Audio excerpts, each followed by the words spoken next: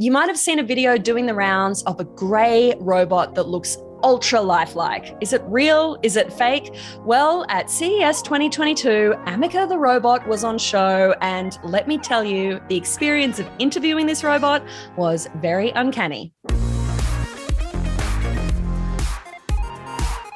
So Morgan, tell me, you've got Ameca there next to you. This is a very lifelike robot. Why would you design a robot that looks so human?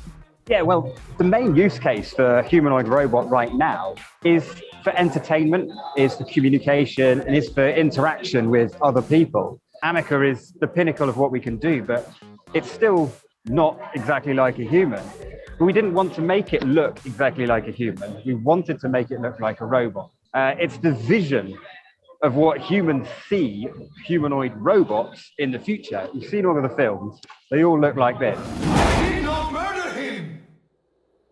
So we designed something around what we see, we envisage robots, humanoid robots to be in the future. And how do you create those really human expressions? I mean, looking at Ameca responding to you, there's little movements of eyebrows, if you can call them eyebrows. How did you actually build the robot to look so human with those expressions?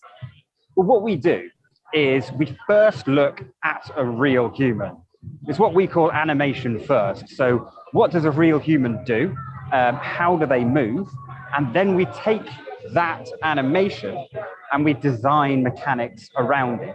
So the mechanics can only do what a human can do. Yeah, see, she whacked me. Once we've got that, then it's quite easy to automate those expressions because whatever the mechanics do looks lifelike. So Ameca's got quite a few motors in its head. But we can see Ameca going through some facial expressions now, opening her mouth. A big wide smile is one of the things that we want Ameca to do. So big smile, Ameca. Lovely. Very thoughtful. Where would we kind of see this robot Ameca out in the wild? This is mainly probably service robotics. So the actual interaction with humans, moving around in a human space, that's going to come in the future. Well, I'm talking probably 10 years before you're actually going to see something like this walking amongst us.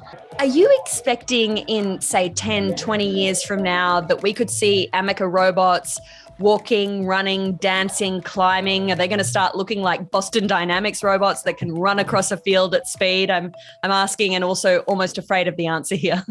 So this is why we created the artificial body. And the artificial body is a human-like form that everyone can relate to and everyone can interact with without having to look through a user manual.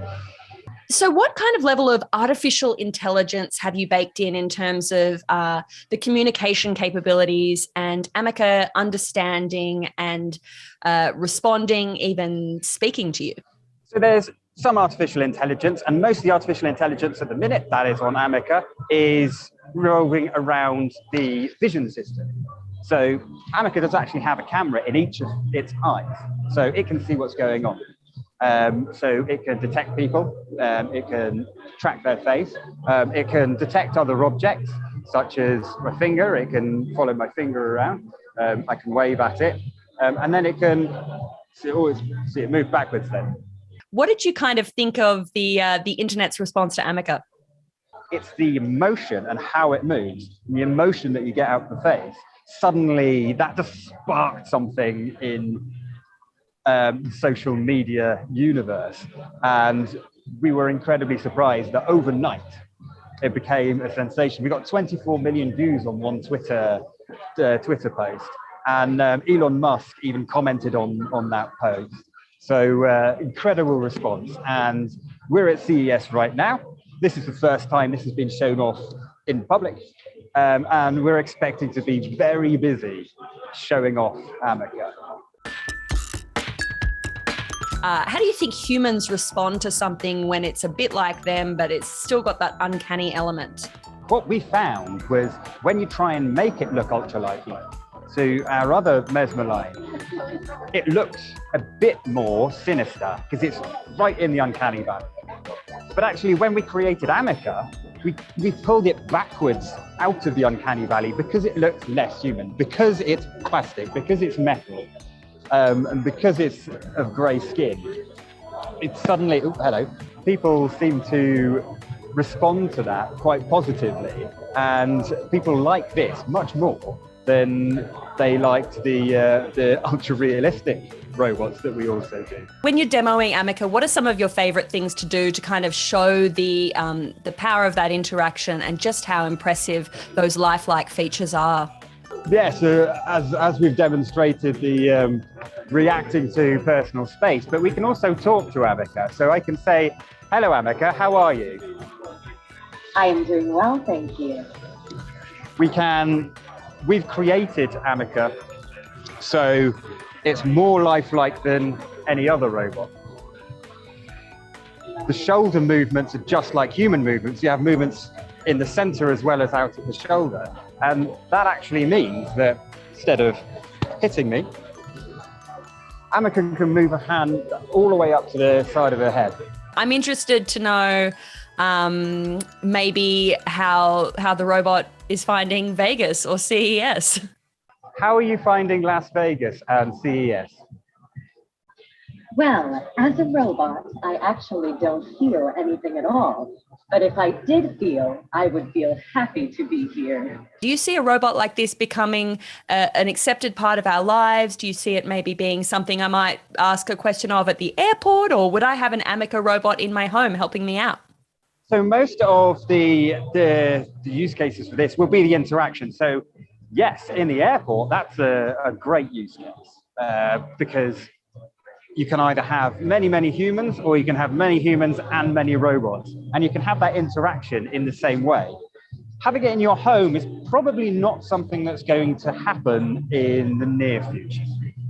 A robot like this can do many tasks, just like a human, but there are other robots that you can get that will do those tasks a lot better because they're designed for the job and a lot cheaper, and you can get them today. So why would you buy a humanoid robot that will probably cost more than your house? Maybe in the future, maybe in 50 years time. But I'm going to say right now, I don't think you'll have one of these in your home in the next decade. What does it feel like to work on something that's had such a huge response and to be at that bleeding edge of robotics? Is it something you tell your mates down in the pub that you're working on a robot that could one day be the future of society in robotics? It's a fantastic thing to do. It's a fantastic technology to be a part of developing. And I hope over the next 10 years we can continue innovating and continue to spark people's imagination and continue with this social media sensation. So everyone actually then knows who Ameca is. Thank you for the interview. Anytime. All right, tell me what you think about Ameca the robot. Totally freaked out, or is it really, really cool? Let me know in the comments below. And while you're here, make sure you subscribe. We have plenty more weird and wonderful tech just like this. Well, maybe not just like this. You're walking, and you don't always realize it, but you're always falling. With each step, you fall forward slightly, and then catch yourself from falling.